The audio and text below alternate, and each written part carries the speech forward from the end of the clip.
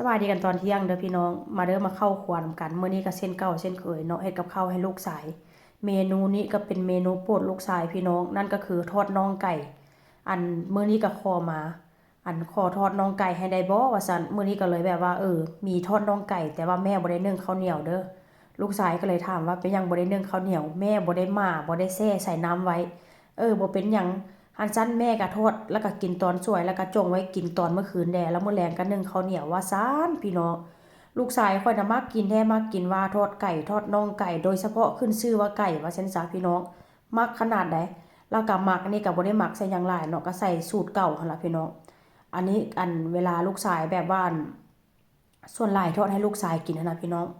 มื้อนี้ค่อยก็จะใส่แค่ซีอิ๊วขาวอย่างเดียวบ่ได้ใส่แบบเกลือแป้งนัวน้ำตาล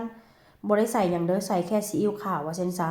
แต่ว่าเมนูมื้อนี้ก็ค่อนข้างแบบว่ามีหลากหลายเมนูพ่อแม่พี่น้อง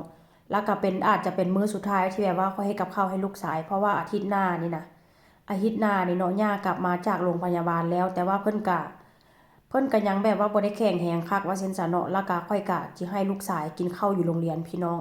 กินทั้งอาทิตย์เลยแต่ถ้าหากว่าอาทิตย์ต่อไปย่าบ่ไหวแท้ๆน่ะย่าบอกว่าบ่ได้ค่อยก็น่าจะปล่อยให้ลูกชายกินข้าวอยู่โรงเรียนเพราะว่าค่อยต้องไปเฮ็ดงานกะเช้าแล้วงานกะกลางคืนนี้ค่อยอาจจะลาออกพี่น้องเพราะว่าหยังนั้นมันบ่มีผู้เบิ่งลูก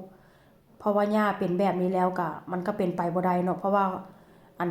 ปู่ก็ต้องเบิ่งย่าจังซี่นะแล้วก็สิหิ้มลูกไว้ให้ย่าให้ปู่เบิ่งมันก็เป็นไปบ่ได้เพราะฉะนั้นแล้วก็เลยต้องสิได้ลางานว่าซั่นซะลาออกเลยว่าซั่นซะพี่น้องก็อาจจะบ่ได้เฮ็ดอีกแล้วกะกลางคืนนะแล้วอันนี้ก็เป็นเมนูของข้อยเด้อพี่น้องเมนูของข้อยนี่ก็เป็นต้มหนวดปลาหมึกต้มนี่ก็ต้มใส่ขิงแล้วก็ใส่หอมป้อมหรือว่าผักชีพี่น้องแล้วก็ใส่เกลือหน่อยนึงน้ำตาลแป้งนัวเพื่อหยังเพื่อว่าความนัวหั่นน่ะพี่น้องเพราะว่าหยังข้อยสิเอาน้ำปลาหมึกหั่นน่ะใส่ลวกหมี่เอาหมี่มาลวกใส่ว่าซั่นซะนี่ล่ะมื้อนี้ก็เป็นหน้าตาเมนูอาหารเที่ยงของมื้อนี้ทอดไก่นี่อาจจะเซาฮ้อนแล้วล่ะแต่ว่าเวลาไปรับลูกชายมาแล้วค่อยก็จิมาอบใส่ไมโครเวฟให้มันร้อนๆกินแบบแซ่บๆพี่น้องว่าซั่นซะอันนี้ก็เป็นหน้าตาปลาหมึกที่ว่าค่อยลวกบ่ลวกดอกต้มพี่น้อง